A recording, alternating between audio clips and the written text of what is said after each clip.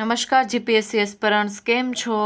તો જેણે પણ આજે ચાલુ કરતા પહેલાં છે ને, જેણે ગુજરાતના દરિયા કિનારાના બંદરનો જે પાર્ટ 1 ના જોયો હોય તો પહેલાં જોઈ લે, પછીથી જ આ લેક્ચર જોવો એટલે તમને છે ને સરખું સમજાય જાય.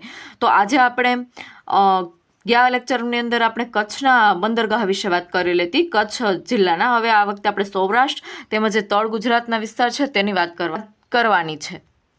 હવે જે આ કચ્છ સૌરાષ્ટ્રનો જે દરિયા કિનારો છે ને, તે દ્વારકાથી લઈ અને વેરાવળ સુધી, તેમજ વેરાવળથી લઈ અને ગોપનાથ સુધી, અને ગોપનાથથી લઈ અને સાબરમતીના મુખ સુધી ફેલાયેલો છે.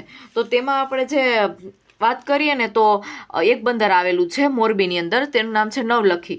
તેમજ જામનગરની અંદર જોડિયા, બેડી અને સિક્કા. સિક્કા છે તે સિમેન્ટ ઉદ્યોગ માટે જાણીતું છે. તેમજ અહીંયા છે તે ઓખા આવેલું છે. અને દેવભૂમિ દ્વારકાને એક બીજું છે, તેનું નામ છે સલાયા. તેમજ પોરબંદરની અંદર નવી બંદર, જુનાગઢની અંદર માંગરોળ, તેમજ ચોરવાડ, ગીર સોમનાથની અંદર વેરાવળ, પછી અમરેલીની અંદર જાફરાબાદ અને પીપાવાવ. પીપાવાવ છે તે ખાનગી બંદર છે. અને ભાવનગરની અંદર અલંગ, જે જહાજ, એશિયાનું સૌથી મોટું જહાજ ભાંગવાનું બંદર છે. અને બીજું છે ગોપનાથ. અમદાવાદની અંદર વિઠ્ઠલ અને ધોલેરા. તો હવે આપણે જામનગર પાસે જે કચ્છના અખાતમાં આવેલું છે ને, તે પરવાડાના ટાપુ છે. તેમજ દેવભૂમિ દ્વારકાના બંદરોની વાત કરીએ ને, તો મીઠાપુર છે, પછી લાંબા, સલાયા, ઓખા. ઓખા છે ને તે એક બીચ છે, તે ઓખાની અંદર એક બીચ આવેલું છે, શિવરાજપુર બીચ. તેમજ આ નવલખી છે ને મોરબીનું, તે એકમાત્ર બારમાસી બંદર છે. અને 1909ની અંદર મોરબીના જે વાઘજી ઠાકર છે તેણે આનું નિર્માણ કરાવેલું હતું ને ઇમ્પોર્ટ એક્સપોર્ટ માટે જાણીતું બંદર છે. તેમજ ઓખાની જે સ્થાપના છે તે 1926ની અંદર વિકાસ થયો હતો, અને તે રાજા હતા ત્યારે સયાજીરાવ ગાયકવાડ. અને અહીંયા જે ઓખા બંદર છે ત્યાંથી કોલસો, પેટ્રોલિયમ, રસાયણો તેની આયાત થાય છે. અને તેલીબિયા અને સિમેન્ટની નિકાસ થાય છે. હવે આપણે પીપાવાવ બંદરની વાત કરીએ ને, તે રાજુલા તાલુકામાં આવેલું છે, અને તેમજ તે બારમાસી બંદર છે.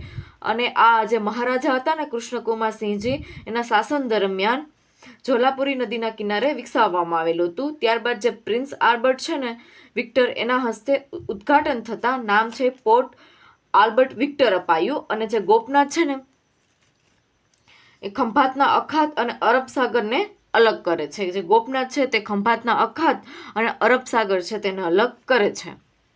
એટલું તમારે અમુક બંદર છે પૂછાય છે, જેમ કે વેરાવળનું છે મત્સ્ય બંદર, પછી અલંગ છે, પીપાવાવ છે. હવે આપણે છે ને તળ ગુજરાતની અંદર આવેલા બંદરોની વાત કરીએ તો તળ ગુજરાતનો જે દરિયા કિનારો છે ને, તે મહીથી લઈ ઢાઢર, તેમજ દહેજથી હજીરા અને હજીરાથી લઈને ઉમરગામ સુધી વિસ્તરેલો છે. હવે ભરૂચની અંદર આવેલા બંદરો તો કે ભરૂચ અને દહેજ. અને સુરતની અંદર તો કે સુરત છે, મગદલ્લા છે, હજીરા છે, અને ત્યાં એક બીચ છે ફેમસ, એનું નામ છે ડુમસ. અને નવસારીની અંદર બિલીમોરા, વાંસી, બોરસી, અને ત્યાં પણ એક બીચ છે જે દાંડી અને ઉભરાટ. આ બીચનું છે ને હું તમને એક લેક્ચર તો નહીં પણ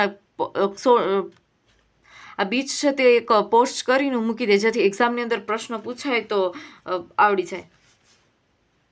વલસાડની અંદર જે બંદરોની વાત કરીએ ને, તો તે છે સંજાણ, ઉમરગામ.